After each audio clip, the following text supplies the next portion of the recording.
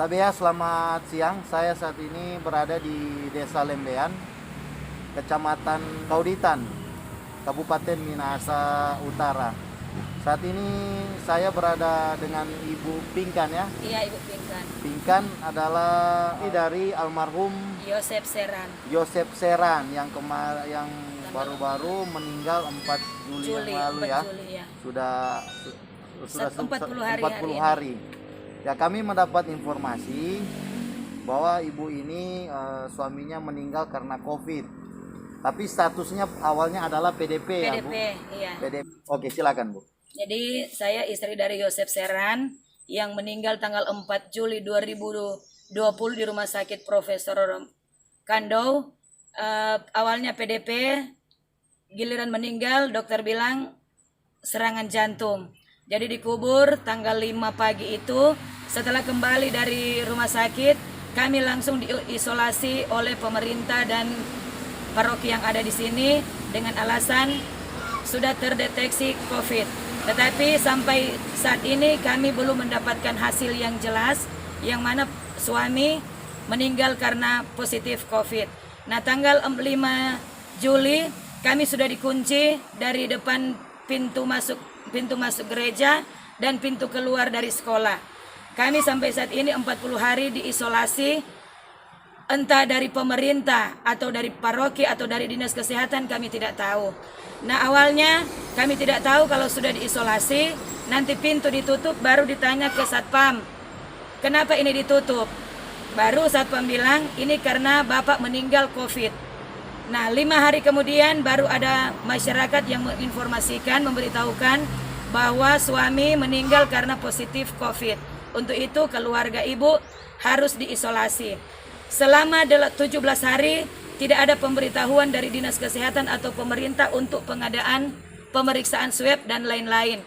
Nanti hari ke-18 panggilan untuk pemeriksaan di dinas kesehatan Minut. Dan kami dijemput dengan ambulans, tetapi kami tidak naik ambulans, hanya naik Grab. Jadi dibayar sendiri. Tetapi selama 18 hari ini untuk makan dan minum itu secara langsung dari pribadi telepon ke orang tua murid atau umat. Jadi untuk dari pemerintah tidak ada bantuan karena kami tidak tahu kalau memang pemerintah harus membantu.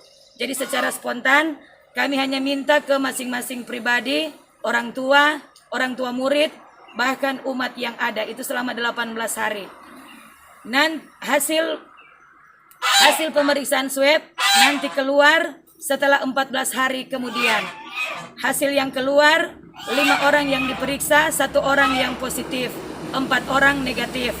5 hari kemudian hasilnya swab kedua, 3 orang negatif, 1 orang positif. Anak yang pertama sudah diisolasi di rumah sakit Tonsea, itu dibawa sendiri oleh keluarga tanpa diantar orang tua karena permintaan keluarga, karena sejak tanggal 5 kematian suami, pemerintah bahkan rakyat sudah mencemooh bahkan memfitnah. Malah ada informasi soal bicara Carlota, orang bilang ada informasi dari pemerintah untuk dipulangkan. Nah, sesudah dikeluarkan hasil ini, anak kami dibawa ke rumah sakit Tonsea, diikuti adiknya Smart, karena katanya dari Tonsea tidak ada dokter anak, jadi anak yang umur 10 tahun ini akan dirujuk ke rumah sakit Pancaran Kasih. Karena kami keluarga tidak bisa keluar karena dikunci rapat oleh pemerintah dan pastor, jadi kami hanya berpasrah, hanya berdoa, siapa tahu ada mukjizat yang akan membantu. Tapi akhirnya di saat dirujuk ke rumah sakit Pancaran Kasih, mereka dibawa oleh petugas kesehatan yang ada di Tonsea tanpa didampingi keluarga satupun. Akhirnya sampai di rumah sakit Tonsea, mereka melayani diri sendiri, mencari administrasi dan lain-lain. Yang paling menyedihkan waktu itu karena pihak rumah sakit meminta bayar pendaftaran dan lain-lain karena prasangka pasien umum.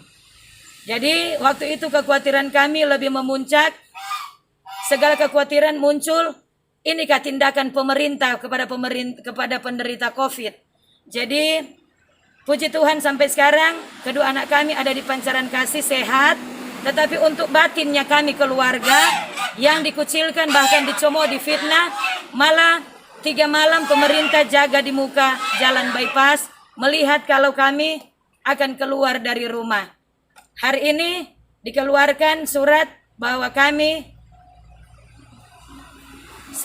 saya sebagai guru honor di SD Katolik, antisipasi dari orang tua karena kami terdeteksi positif padahal hasilnya negatif, dicutikan tidak tahu sampai kapan.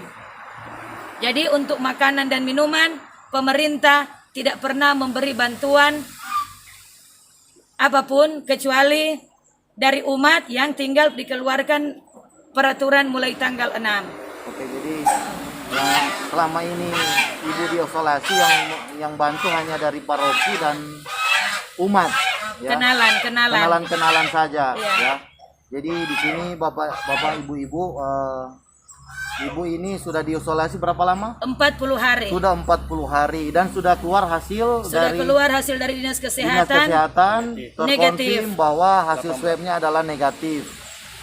Bersama ada opa dan oma. Yang sekarang diisolasi adalah anak-anaknya. Anak-anaknya itu yang paling tua umur 21 dan yang kedua umur 10 tahun. Bayangkan netizen ya, umur 10 tahun itu tidak ada yang lihat ya. Jadi dia di sana diisolasi sendiri, tapi sekarang sama-sama dengan GPKK. Sekarang sama-sama dengan GPKK. Jadi ini jadi satu bahan temuan kita. Kami Warane datang ke sini bukan arti kami itu ingin mencari masalah, tetapi kami melihat bahwa di sini ada tekanan sosial dan harus mencari solusi bagaimana hal ini bisa diselesaikan. Dan kami mengharapkan juga masyarakat jangan selalu terbawa dengan stigma negatif. Ibu ini sudah jelas bahwa sudah dikeluarkan dari Dinas Kesehatan bahwa hasil mereka adalah negatif dan mereka sudah isolasi selama 40 hari. Walaupun belum ada surat Dinas Kesehatan, tetapi sudah disampaikan secara lisan. Nah, akan tetapi janganlah kita juga membuat tekanan sosial dengan tidak memberikan mereka sesuatu untuk mereka menyambung kehidupan. Ya, silakan kita ikut protokol kesehatan dengan jaga jarak dengan mereka seperti saya saat ini, cuci tangan dan sebagainya. Ya, jadi kami rasa ini harus perlu diperhatikan. Mulai dari pemerintah Kabupaten Minahasa Utara sampai ke provinsi. Tolong jangan ada lagi yang seperti ini. Kami mengharapkan bantuan dan solusi bagaimana ibu ini bisa menyambung kehidupannya. Saat ini mereka dikunci di dalam halaman sekolah.